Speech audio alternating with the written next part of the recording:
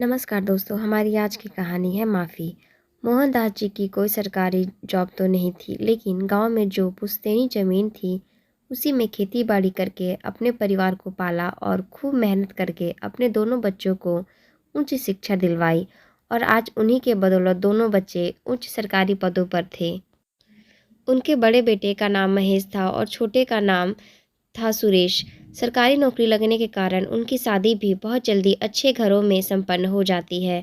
समय बीतने के साथ दोनों के बच्चे भी हो जाते हैं और अब दोनों बेटे अपने बच्चों के भविष्य के लिए शहर में जाकर बसने का निर्णय करते हैं और पिता मोहनदास जी से इस बारे में बात करते हैं। मोहनदास जी दोनों बेटों के निर्णय से सहमत हो जाते हैं, लेकिन वह खुद शहर जाकर रहने से यह कहकर मना कर देते हैं कि हमें कहाँ शहर का वातावरण रास आएगा, हम तो गांव में ही ठीक हैं। दोनों बेटे पिताजी के फैसले पर सहमत हो जाते हैं और उनको हर महीने खर्चा भेजने की बात कहकर स्वयं अपने परिवार के साथ शहर में बस जाते हैं। अब जब तक मोहनदास जी जीवित रहे तब तक उनकी पत्नी सुशीला जी भी गांव में ही रही, लेकिन पति के मृत्यु के बाद उन्हें अकेलापन खलने लगा और बुढ़ापे की वजह से बीमार भी रहने लगी। तब पड़ोसियों ने कहा, अम्मा जी अब बुढ़ापा आ गया है, अब अपने बेटे बहू के पास जाकर क्यों नहीं रहती। अब बेटे बहू बुढ़ापे में काम नहीं आएंगे तो कब आएंगे। सुशीला जी को भी अपने पड़ोसियों की बात सही लगी और उन्होंने अपने दोनों बेटों को खबर भिजवा दी कि उसे लेने आ जाए। तो उनका बड़ा बेटा महेश उनको शहर ले आया और आदर भाव से अपनी माँ की सेवा करने लगा।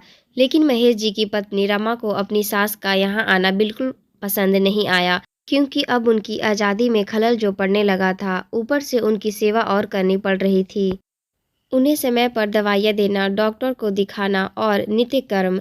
सुशीला की भी थोड़ी इच्छा होती कि उनकी बहू थोड़ी देर उनके पास बैठे, उनसे बातें करे, लेकिन महेश की पत्नी रमा को यह बात कहाँ रास आने वाली थी और अब तो आए दिन वह अपनी सास को लेकर महेश जी से झगड़ा करने लगी। महेश जी उसको खूब समझाते कि कल तो तुम्हारी भी बहू आने वाली है तो सुधर जाओ, लेकिन रमा उनकी एक बात ना सुनती और एक दिन रमा ने साफ साफ कह दिया कि आप दो भाई हो तो हम माँ की जिम्मेदारी अकेले क्यों उठाएं। अब से माँ जी 6 महीने इधर और 6 महीने अपने छोटे बेटे के पास रहेगी।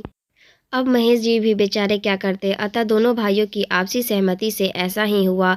अब बेचारी सुशीला जी 6 महीने इधर और 6 महीने अपने छोटे बेटे के पास रहने लगी और जब भी वह 6 महीने अपने बड़े बहू के पास रहने आती तो फिर वही झगड़े शुरू हो जाते कि बुढ़िया तो गंदगी कर देती है, उसे ठीक से खाना नहीं खाना आता, दिन भर परेशान करती रहती है। महेश जी भी अपनी पत्नी की इस व्यवहार से बहुत दुखी रहते थे, लेकिन पत्नी के आगे उनकी एक ना चलती थी। महेश जी का इकलौता बेटा आदित्य भी अपने माँ के व्यवहार से बहुत दुखी था। वह अपनी दादी का खूब ध्यान रखता और ऑफिस से आते ही सबसे पहले अपनी दादी के पास जाता और दादी जिस चीज़ के लिए भी कहती वह लाकर देता। आदित्य का स्वभाव बहुत अच्छा था अपने दादी के प्रति। आदित्य की सगाई अभी 2 महीने पहले ही उसके ही ऑफिस में उसके साथ काम करने वाली रागनी से तय हुई थी और 1 महीने बाद ही दोनों की शादी होने वाली थी। लेकिन आदित्य को शादी की और कोई ध्यान नहीं था, क्योंकि वह रोज रोज अपने माँ और दादी के झगड़े से परेशान रहने लगा था। 1 महीने बाद जैसे ही शादी की तारीख नज़दीक आती है तो रमा अपने सास को यह कहकर किसी वृद्ध आश्रम में भेज देती है कि बाद में बुला लेगी। अभी यहाँ शादी के माहौल में उनकी देखभाल कौन करेगा।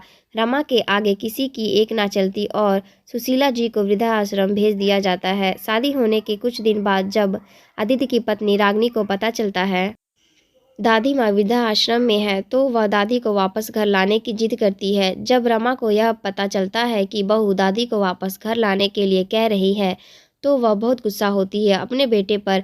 रमा अपने बेटे से कहती है, कल की आई बहू अब हमें सिखाएगी कि हमें क्या करना है और क्या नहीं।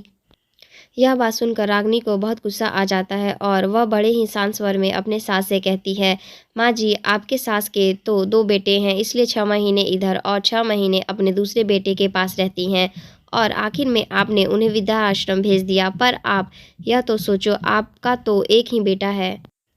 आप 6 महीने तो यहाँ रह लोगे, लेकिन बाकी के 6 महीने कहाँ रहोगी। आपको तो शायद हमेशा के लिए वृद्धाश्रम में रहना पड़े।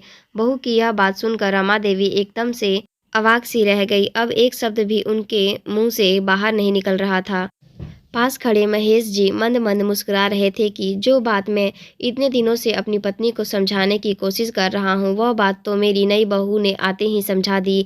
दूसरे दिन ही आदित्य दादी को वृद्धा आश्रम से लेकर आया और दादी जैसे ही गाड़ी से नीचे उतरी तो रमा दादी के पास जाकर रोने लगी और अपने किए पर माफ़ी मांगने लगी। तब सुशीला जी ने कहा, अरे बहू, तुम्हें अपने किए का पछतावा है, यही तुम्हारी माफ़ी है। यह कहकर सुशीला जी ने अपनी बहू रमा को गले लगा लिया और अपने पोते की बहू रागनी के सर पर हाथ रखकर कहा कि तू सच में किसी बड़े घराने की लक्ष्मी है, जो तुम्हारे माँ बाप ने तुम्हें इतने अच्छे संस्कार दिए हैं कि तूने आज अपनी समझदारी से मेरी बहू का मन भी बदल दिया। यह कहकर सुशीला जी ने रागनी को गले लगा लिया।